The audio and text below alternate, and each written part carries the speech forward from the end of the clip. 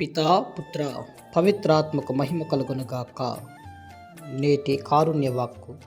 ఓ స్త్రీ, నీవు రోగము నుండి విముక్తి పొందితివి అని చెప్పి ఆమెపై తన చేతులుంచగా తక్షణమే ఆమె తిన్నగా నిలబడి దేవుణ్ణి స్తుతించెను. లూకా శుభవార్త 13వ అధ్యాయము 12 మరియు 13 వాక్యములు. ప్రభునందు ప్రియ దేవుని బిడ్డలారా, ప్రభు ఈనాడు మనకు ఈ యొక్క వాక్యం ద్వారా వంగిపోతున్న మన జీవితాలను ఆయన తన యొక్క స్పర్శ ద్వారా, తన యొక్క స్వస్థత ద్వారా మనలను ఆకాశం వైపు చూచేలా చేస్తూ ఉంటున్న సత్యాన్ని ఈ యొక్క వాక్యము ద్వారా తెలియపరుస్తున్నాడు.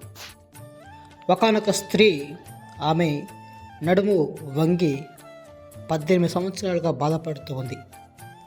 అపవిత్రాత్మ చేత పీడింపబడుతూ ఉంది. సమాజం చేత ఆమె ప్రక్కన పెట్టబడి ఉంది. మరి అటువంటి జీవితంలో యేసు ప్రభు ఆమెకు వెలుగును తీసుకుని వచ్చారు. ఆమె ప్రభువును పిలవకముందే, ప్రభువును అడగకముందే ఆమెను పిలిచాడు. ఆమె యొక్క తన బాధను గుర్తించాడు. ఆమెను స్వస్థతపరిచి ఉన్నారు. ఆమె పాప బాధతో కృంగిపోయినప్పటికీ ఆమెను తన యొక్క హస్తము ద్వారా తాకి స్వస్థపరిచారు ప్రియబిడ్డలారా.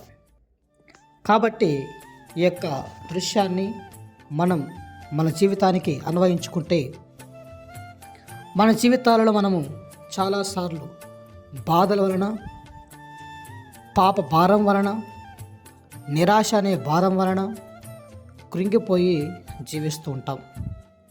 మరి అటువంటి సమయంలో మనము ఎవరిని ఆశ్రయించాలి అంటే, ఈ యొక్క లోకంలో జీవించే వారిని కాదు, మన ఆత్మకు, మనకి శరీరానికి నిత్య జీవితాన్ని ప్రసాదించే క్రీస్తుని మాత్రమే మనము ఆహ్వానిస్తూ ఉండాలి.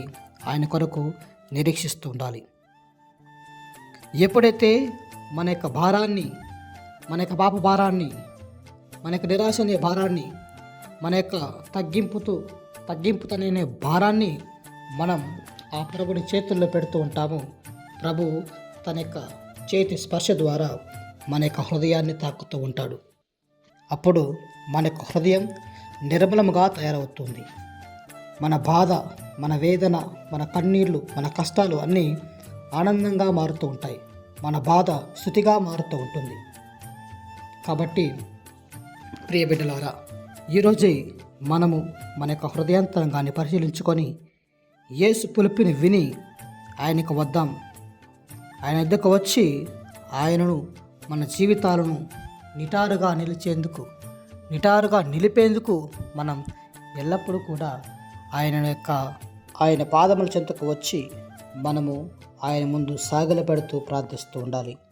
అప్పుడు వంగిపోతున్న మన జీవితాన్ని, మసకబారిపోతున్న మన జీవితాన్ని ఆయన సవరించి సరిచేసి నిటారుగా నిలిచిపెట్టగలడు.